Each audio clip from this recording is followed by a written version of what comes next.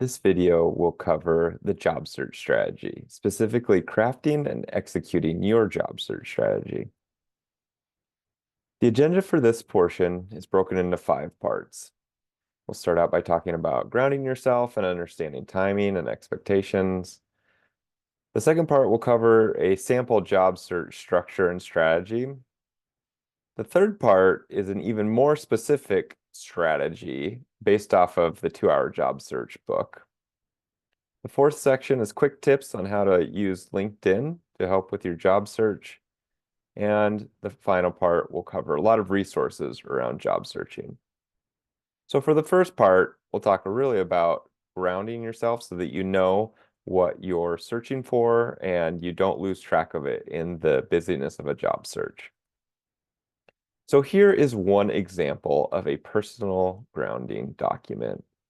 You can see this table has 3 headers. What kind of work gives you energy, your ideal work environment, preferences when it comes to industries, companies, roles, geographies. So you could create a list like this, and you can see as built-out sample some things that may resonate with you. But create something like this as a way to remind yourself when you see a posting or you see something that sounds interesting, you can refer back to this and see if it really does match with the things that you have set up for yourself. Here's another example. This one has more columns, more headers.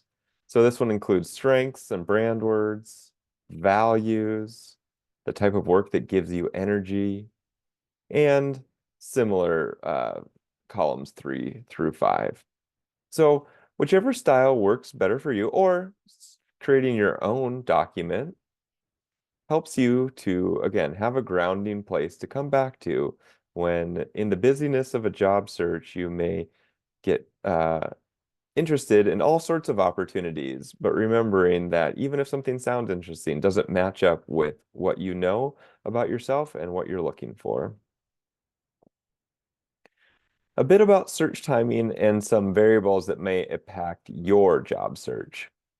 So, in general, we recommend that you consider the final 2 programs of your semester your time to really ramp up your job search because you're getting close to the end, and so you're getting close to being available and having a full MBA or specialty master's completed. The other thing that we want to talk about that corresponds with those final 2 semesters is anticipating that a job search can really drag on, whether it's a good economy, a good job market, or a tight job market and a poorer economy. 6 to 12 months is something that you can anticipate. We use a rule of thumb that for every $10,000 of salary you would expect, to consider that being about 1 month of job searching. It's not exactly like that in all scenarios, but being prepared that this could take up to a year to do the networking, to do the interviewing, to find the right roles to apply to, the salary negotiations before you can actually start this new role. However, on the flip side, usually companies don't want to talk to you for a current opening that they're ready to fill less than approximately 60 days before you're available to start. Recruiters have performance metrics like time to fill a role, and having a role where they've made an offer and you're not going to be able to start for a long time is not ideal for direct hire roles. That doesn't apply to campus recruitment roles where they know that you're likely to graduate the following May. Another thing to think about is leveraging the Carlson recruitment season for full-time roles that really kicks off in September, although roles may be posted earlier in the summer. And full-time recruitment usually wraps up in mid-October. Those roles typically would start in the following summer unless you're a December grad, and that may start in the new year.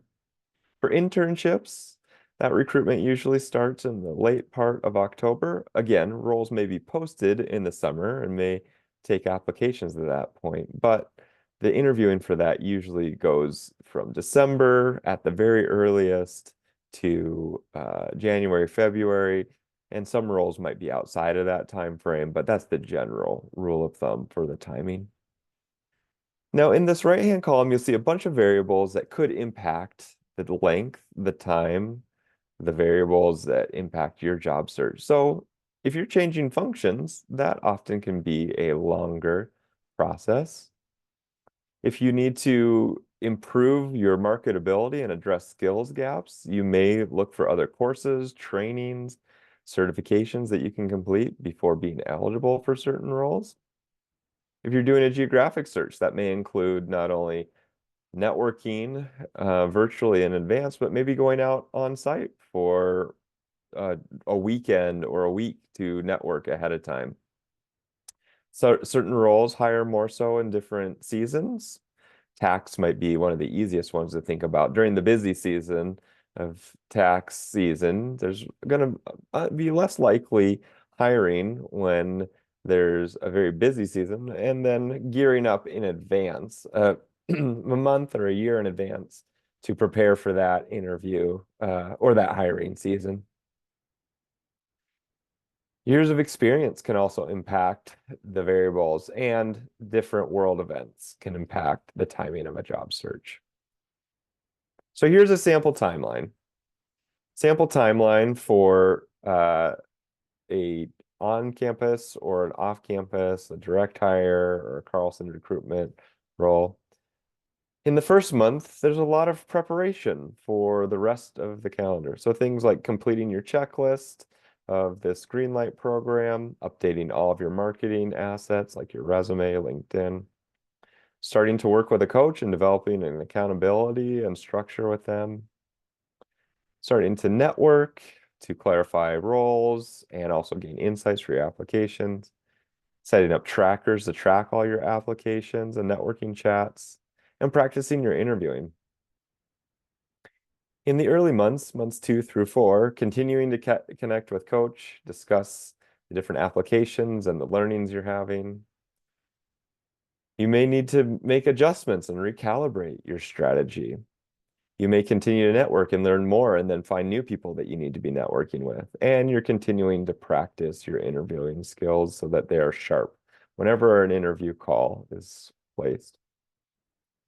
Finally, as the job search continues on after months 1 through 4, you're continuing to stay in touch with your coach, continuing to network and discuss your applications with your coach, as well as resting and reflecting on what's going well and what may not be working for you in your current job search. So for part 2 of this job search strategy video, I'm going to demonstrate a sample structure and strategy before going into the 2-hour job search in part 3.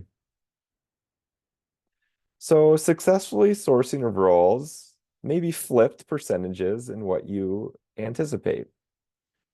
Proactive searching, so things like networking, asking companies if they're hiring, versus reactive, so seeing a job posting and then applying, rushing to get your application in, or attending a fair when they're there to hire rather than being out ahead of those hiring events.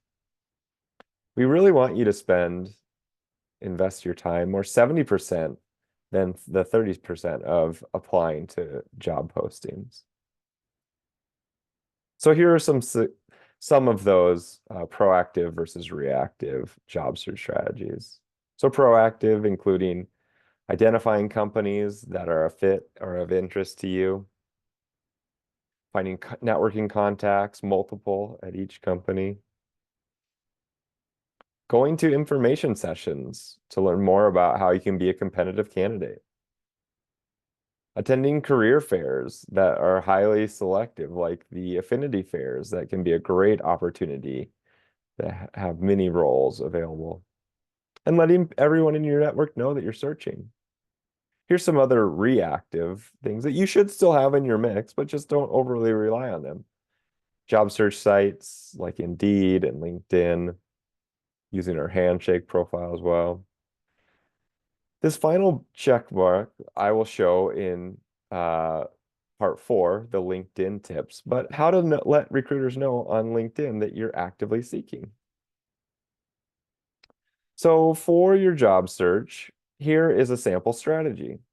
You can see this checklist, and you can pause this video now if you'd like, but you can see that these are the steps that we would recommend that you take in order to complete a robust job search. So clarifying, finalizing marketing assets. This we've repeated multiple times now, but you need to have clarity, have the baseline documents, figuring out your schedule and what time you have to do your daily and weekly research, company research, interview preparation research, your networking, your applications, how to track all applications, having a tracker set up. We have samples in our Google folder, as well as there's websites like Teal HQ that would be a good resource for you and tracking your applications. Being sure to be engaged on LinkedIn. Also developing your star stories and continuing to connect with your coach. We also recommend that you do practice interviews as well as mock interviews for when you have a job interview lined up. So a practice session might be a 30 session in Handshake where you're listening to the coach's advice, strategizing with them, sharing 1 or 2 stories, star stories, practicing your tell me about yourself, and getting some feedback. But a mock interview is a 45-minute session that is dedicated when you do have an interview set up, where you can practice mini star stories. I typically try to do 7 questions during it. So tell me about yourself, why you're interested in this company, why are you interested in this role, 3 star stories that are tailored to the role and the job description, as well as why should we hire you, or the opportunity to do a close. We also recommend that once you have an interview that you, if you haven't researched in depth already, continuing that research and networking, reaching out to people who work there or have gone through an interview at that company. And don't forget to send a thank you within 24 hours of your interview. Also, if you receive an offer or when you receive, let the Carlson Business Career Center know. You can reach out directly to Coach Bridget or myself, or if you're working with another coach. But if you don't have that coach available that day, let the front desk know by calling or emailing, and let them know that you have a time-sensitive negotiation, and we'll try to get a same-day appointment for you. So I'm going to spend the next part about the 2-hour job search. It's a book that is highly recommended. It was written by a career coach who has an undergrad. His name is Steve Dalton. He has an undergrad degree in engineering, so he takes a very scientific approach to this. He also got an MBA and worked at General Mills here in town in Golden Valley. He then went on to become a career coach at Duke's Fuqua School of Business, so has coached MBAs, and now is a full-time consultant in the job search and networking space. Here's a picture of Steve and a picture of his book, and here's the table of contents for this book. We have copies of the first edition of this book. The second edition of this book is also, we may have 1 or 2 copies in the office, but easy to purchase online or get from a local library. It's broken into 3 parts. So the first part is known as prioritize, basically prioritizing the companies that you're searching for using a LAMP list. And this LAMP list is an acronym that stands for list, advocacy or alumni, motivation, how motivated are you for that company and that role, and then postings. Do they currently have postings or not? Part 2 is all about the contacting. We talked about contacting in the networking video series, part of this series. But in this, we have defining the types of contacts, or these people that you're reaching out to, boosters who really want to help, obligates, people who feel obligated but don't really want to help you, or as he calls them, curmudgeons, but people that are better than obligates in that they may never respond to you, but at least they don't pretend to want to help, but don't really want to or feel obligated to do so. He has a great 6-point email structure for how to reach out. And finally, his 3B7 tracking method is a very scientific way to go through your contacts. The third part is similar to the 20-minute networking meeting book. And I referenced this in the video on networking about the Tiara framework. So he has a part 3 called Convince. It's all about informational interviews. It's researching the companies ahead of time. It's chapter 8. Chapter 9 is that Tiara framework, running the meeting. And then chapter 10 is how to stay in touch and following up. I highly, highly, highly recommend this book. Okay, so a little bit more about the lamp list, and this will be the main part of the book that I go into in this video. But the main reason we recommend making a lamp list, which is 40 employers that gets narrowed down to your top 10, is that 98.7% of employers have less than 100 employees. So if you're thinking about, I want to work at McKinsey or Target or Nike or Chewy, these big brand name companies that have huge employee headcount, you're only really targeting about 1.3% of employers. So these lesser known companies that you may not know about today may actually be the ones hiring or have the best fit for you, but they're going to take more work, and it's going to be harder to identify them. So here's a sample lamp list that you can find and download off of Steve's website. It looks like this. So lamp lists of employers, advocacy, yes, nos, motivations, posting. The goal is to start with a list of at least 40 and no more than 100 companies, and then filter by all of the A, the M, and the P columns down to a top 10 list of companies. So the 4 types of employers to include in your list, to start with companies you dream about working for. These might be the easiest ones, but again, the big brand names: United Health Group, Boston Scientific. Then looking for alumni and where they work. Looking on LinkedIn and filtering by company names, and you can see where our alumni are. You can search by job postings in companies and see which companies have active postings that are interesting to you. You may also look for companies who sponsor if you require work authorization, and that could be the majority of your list if that's something that impacts your job search. He recommends that this takes no more than 40 minutes and 10 minutes for each of these 4 types of employers. So it's very time boxed. That's where the name the 2-hour job search comes from, that it takes 2 hours to set up a good foundation for a job search. It's not the totality of the job search, but it is how to set a good baseline. Advocacy, simply yes, no, going through all 40 of your companies in your list to see if there's a alum or an advocate there. P is for posting, looking for both relevant postings, so things that you're very interested in, or related postings. So marketing could be a good example. If you're looking to become an associate marketing manager at a CPG company, and you go to that company's website and they have AMM roles or ABM roles posted, then great, it's a relevant posting. If they don't, then you look for any other marketing postings. And if you see those, then yes, there are related postings. And so these are scored on a level of 1, 2, or 3. Finally, and this isn't an official step of the LAMP list in that it's not in the acronym, but it is the final step, is to narrow this down. And on this slide here, we've got your top 6 employers to contact first.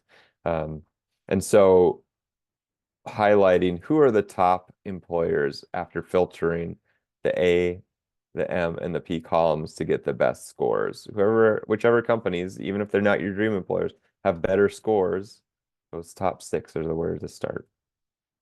So I've included instructions for each of these steps within the slides. I won't go through these. You can pause it if you'd like, or just read it off of the slide deck. But there are ways to do this without reading the entire book.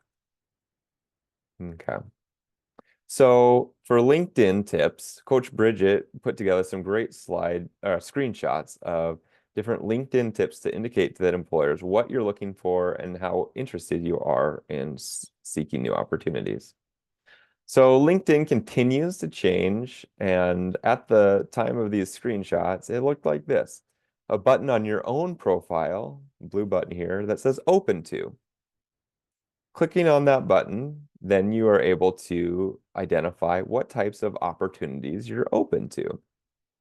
So, and the drop down would show, are you finding a new job? If you're hiring, that would be another scenario, but we're assuming that most of you in the Greenlight program are looking for a new job. So selecting that, there are additional slides that aren't demonstrated. I won't go through all of them, but you can see that there are additional preferences and filters that you can click on.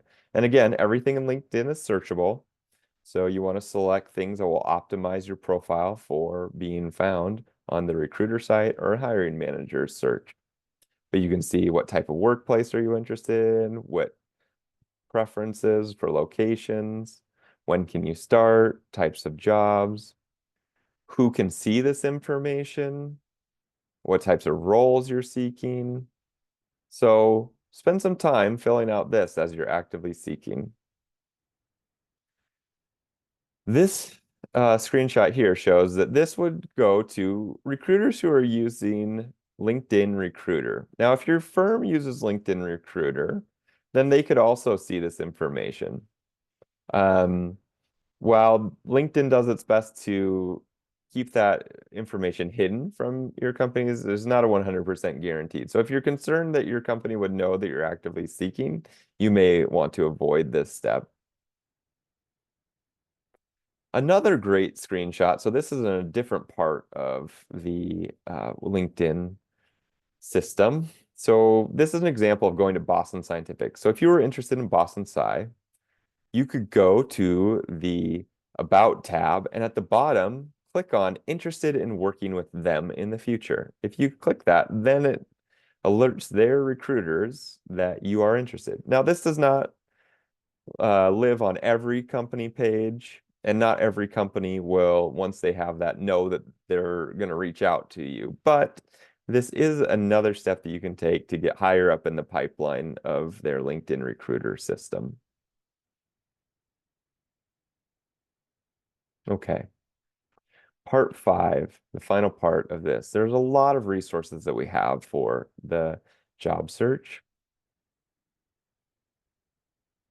So here is checklist, couple columns of checklist items for helping you to clarify your ideal role. So if you're not sure at the moment, what is the right role for you, then here are some steps that you can take to test out, prototype, and add value. Whether you're yet to graduate or already graduated, some of these things would apply to you if you're a student versus fewer of them would apply to you as an alum. But you can get stretch projects, cross-functional projects, get involved in case competitions, volunteer in roles that would expand your skill set, do some freelancing or consulting. Job shadowing is a great opportunity as well.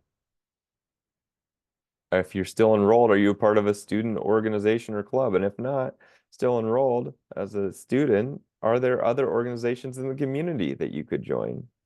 Looking for micro or uh, full-time summer internships, going to conferences that are of interest to you, being a part of other Carlson and Twin Cities related business opportunities.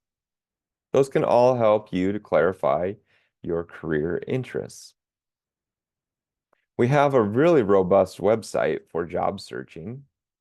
It's all linked here. So the CBCC website, we have resources on our Handshake career platform. You can get a lot of organizational research within our CBCC website. The University of Minnesota's Wilson Library has a whole library guide built out for company research. We have additional guides on our website that can be really helpful, and also can be sent out each month via email. Glassdoor, websites like Firsthand, these all have resources that you can use to learn more about companies from insiders as well as industry experts. I also do on a weekly basis. So here's a screenshot of older Greenlight weekly newsletter email that I send out starting after Greenlight, the final Greenlight of the year, usually sometime in June. This year had 46 weekly editions of this, but it highlights roles, tips on what you should be doing right now, different employment or economic data. And so this is going to be something that will be helpful depending on what time of the year it is.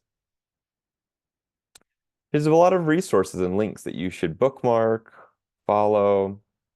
And so things like different LinkedIn groups, different Carlson websites, different tracking tools like Habitual and Teal HQ, as well as different spreadsheets that we've built out. So utilize these resources that are linked in the deck. This may feel like a lot, so take one step at a time. Those weekly newsletters will show you the one step at a time, week by week, all throughout the summer. And if this is a different time of the year that you're viewing this video, just keep in mind that the job search can take a while, but just little by little, step by step, start checking off each step along the way, and your job search will lead you towards the roles that you're seeking.